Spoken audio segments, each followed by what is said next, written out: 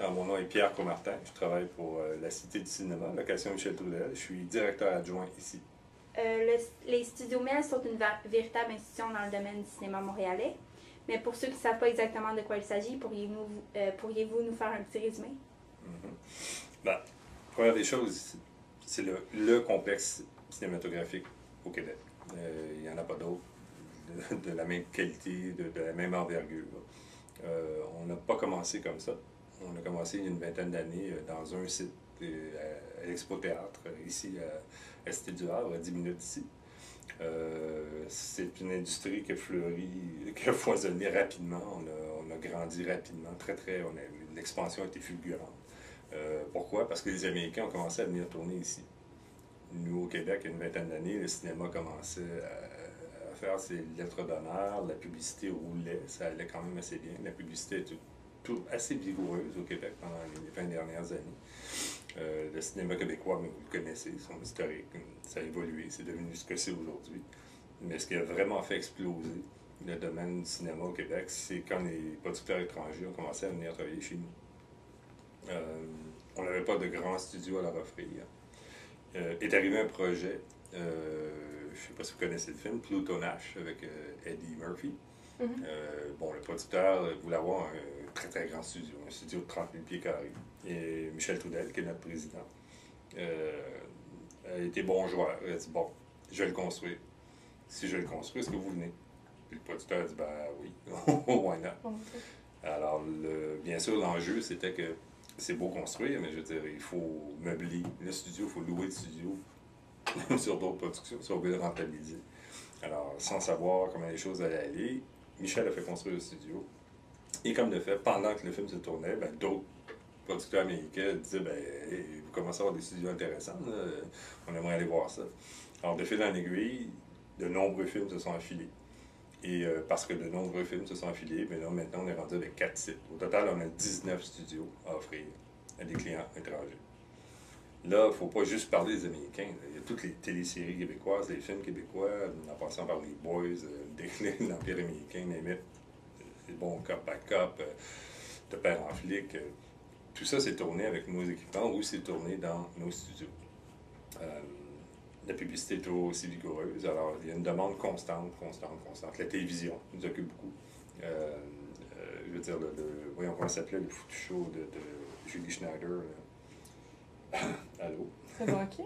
Pardon? Le banquier, non? Non. Star Academy? Voilà, Star Academy. Star Academy, c'était fait ici. Ça a été fait ici pendant quelques années. D'ailleurs, ils vont reprendre le service bientôt, je pense. Okay. On entend parler d'eux-mêmes. Alors, c'est pas juste les Américains. L'industrie locale est très forte. Et il ne faut pas oublier une chose, c'est que nous, on n'a rien envié à qui que ce soit, au monde entier. Moi, j'étais producteur à 20 ans, producteur d'agence. Ma spécialité, c'était les effets spéciaux. J'ai tourné en Europe, j'ai tourné aux États-Unis, j'ai tourné dans le reste du Canada. J'en ai vu des studios, puis j'en ai vu des équipements, puis des équipes. Nos équipes sont extraordinaires. On a vraiment notre département caméra est hallucinant. Les gens qui travaillent à la caméra sont très bons, parce qu'ils travaillent avec l'équipement européen autant que l'équipement américain. Et on est véritablement une plaque tournante. Là. Il y a beaucoup de gens qui arrivent d'Italie, de France et tout ça, puis on va travailler conjointement avec les Américains. Alors ça crée des gens qui sont formés à travailler à toutes sortes de niveaux. On est très débrouillards, parce qu'on a eu à apprendre à notre façon de faire les choses.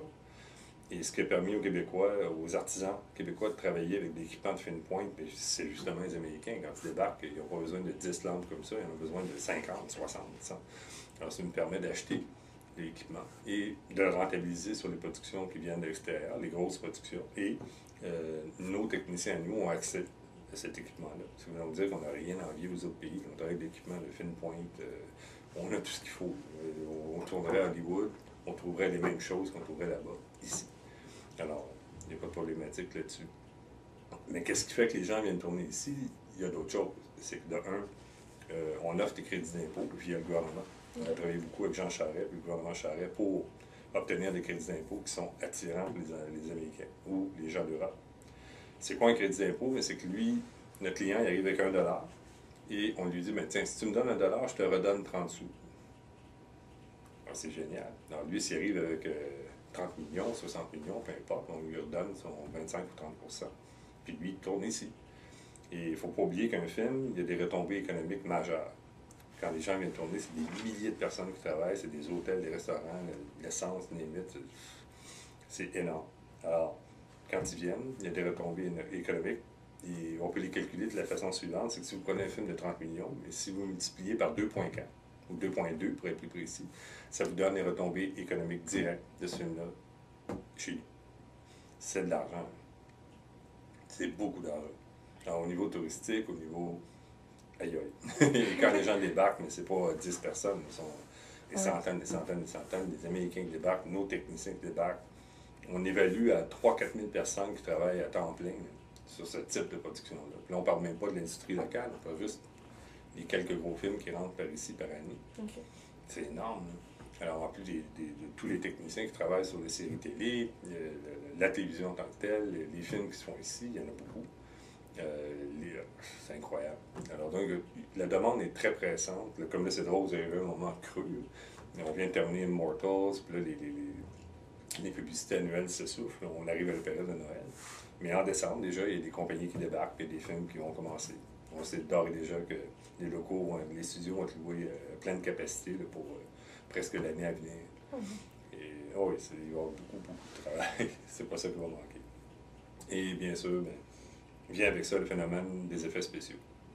Il faut savoir qu'au Québec, on est des précurseurs en effets spéciaux. Ah oui?